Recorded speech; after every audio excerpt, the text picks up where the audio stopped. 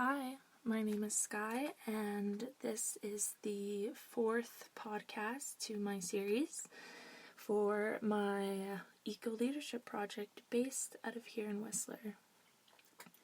This day we will be continuing with chats about biodiversity, what we can do to better support the species that we care about, the role of private land in conserving species, and we'll break that down into land trusts as well as our own backyards. We'll talk a little bit about bats and how birds and how we can support them, and then we will talk about pollinators as well, as they are also very important. And then we'll be talking a little bit about the phase 3 of the project that I've been doing, which is constructing a couple bird boxes and bee houses to give out to locals here in Whistler and try and get people more engaged in monitoring and maintaining structures like these. So we'll start off by talking about how to help urban wildlife. One of the key ways to help species who we care about is to think about their habitat, to think about the quantity, the quality, and the connectivity between different habitat patches at a landscape level. When we think about wildlife habitat, what comes to mind? Maybe it's your local park or forest, maybe it's even a provincial park or a national protected area. Although these places do provide habitat to a variety of species, I hope that you also considered areas outside of parks. And I hope maybe you considered private lands. And private lands are all lands that are not owned or managed by provincial or federal governments. And they sometimes don't apply to certain habitat protection policies as well, or species at risk protections. And so the management of private lands offers a unique chance to which we can bolster habitat quality through private management and personal action. In Canada, we have several notable land trusts.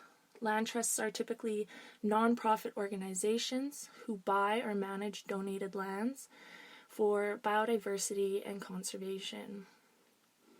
Some key organizations which we have here in British Columbia include the Land Trust Alliance of BC, Southern Interior Land Trust, Habitat Acquisition Trust, Ducks Unlimited Canada, the Nature Trust of British Columbia, and the Land Conservancy of British Columbia. And that's just to name a few. There are over 34 private land trusts here in British Columbia, and collectively they conserve and manage 1 million acres of British Columbia's land base. And they do this through the help of volunteers and paid staff. Many of these protected areas actually support a lot of plant and animal communities and even support species that are listed under the Species at Risk Act. These areas may be historically or culturally important, and they vary from local to global scales. And all of these lands, the 1 million acres, are managed for the public benefit. Perhaps you would like to take action closer to home, though. Even in your own backyard, there's a myriad of ways which we can all change or adapt our personal habits to better support urban biodiversity. The first step to consider is the basic needs of most animals: shelter, food, and water. Bird feeders, bat boxes, bee houses, and bird baths offer ways which you can invite and connect with animals in your own neighborhood. Be sure that if you invest in a feeder or housing structure, that you take the time to maintain and clean these structures for all the animals who may come to visit this, and this can drastically reduce the spread of pests or diseases. Bird feeders can harbor mold, decomposing seeds, maybe have bird poo or infectious diseases, and they can build these up over time if they're not cleaned regularly. Even hummingbird feeders should be cleaned between refills or every 2 to 3 weeks. And when you clean these structures, you really have to take them apart and clean them with hot water. The same as you would wash your own dishes and how you would clean your own house. You also might have to clean the areas around the feeder if you notice there's a lot of seeds or other waste kind of accumulating.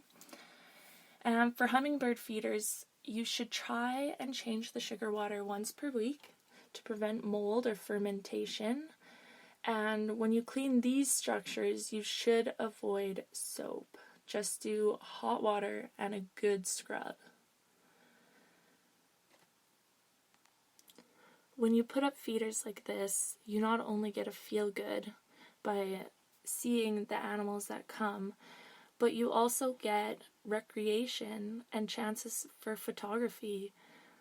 Monitoring your feeders and recording species observed is another way that people can become citizen scientists. There are many apps available, such as iNaturalist, eBird, or Abudan, where you can record the species that you see and the dates and the location, and this allows researchers to better understand how species are moving through urban landscapes and landscapes in general. It helps with migration timing related to climate change, and there's so many applications. But then again, I always like to challenge you guys and to consider that feeders and physical structures can provide benefits and support local biodiversity when cleaned and maintained properly. But if you are getting serious about how you really want to help local biodiversity, then you must consider the habits and the habitat that you are providing in the maintenance of your backyard. Reflect on your own landscaping and garden practices. How many native species do you have? How much lawn do you have? Do you use fertilizers or herbicides? Redesigning your backyard space to include more native flowers, shrubs, and trees can do wonders for the birds and the pollinators who've co-evolved with local plant communities. Like bats, sometimes insects can also get a bad reputation for being creepy, crawly, or dirty. However, these species, just like the cute baby bears, have intrinsic value and are equally important components of our ecosystem. Although bees may sometimes sting people, they provide vital ecosystem services such as pollination.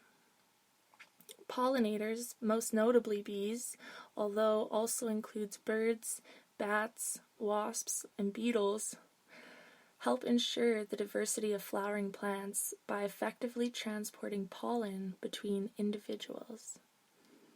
This means if you want to support pollinators, you should consider replacing your nicely trimmed lawn with more garden species, since lawns can act as food deserts for these species. Equally important is the consideration of what plants you put in your garden. When possible, opt for native plant species by searching for local native plant nurseries, and try to go with these species over exotic or highly ornamental species. However, go with a diverse set of plants. Go with different shapes, sizes, colors, and this gets back to the whole pattern that diversity supports diversity.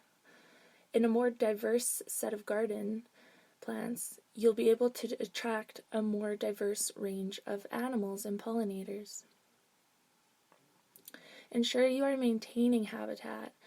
Although you might like a nice, clean yard, the animals around you are much less fussy. Keep up old hollow stems, maintain patches of open ground, areas with wood cracks. Perhaps you'll leave your leaves in the fall or not cut so early in the spring, and offer these important habitat structures for insects, which are also foraging areas for species like birds and bats. This isn't to say you should have zero lawn and 100% garden, but try to consider what trade-off would work for you. Hey, this might mean you will even have a little less lawn to mow. Whatever steps you end up taking, try to keep the momentum up by talking about your projects and initiatives with your friends, families, and neighbors. This is a friendly way to share your knowledge and experience, seek advice, and inspire others to take action. If you have great success with your own backyard setup, consider using the Feeder Watch project or the Backyard Bird Challenge. Additionally, there are many Facebook groups popping up where you can share your stories and photos of animals and birds who come to visit your backyard. And remember, putting out boxes and feeders is only one part of the solution.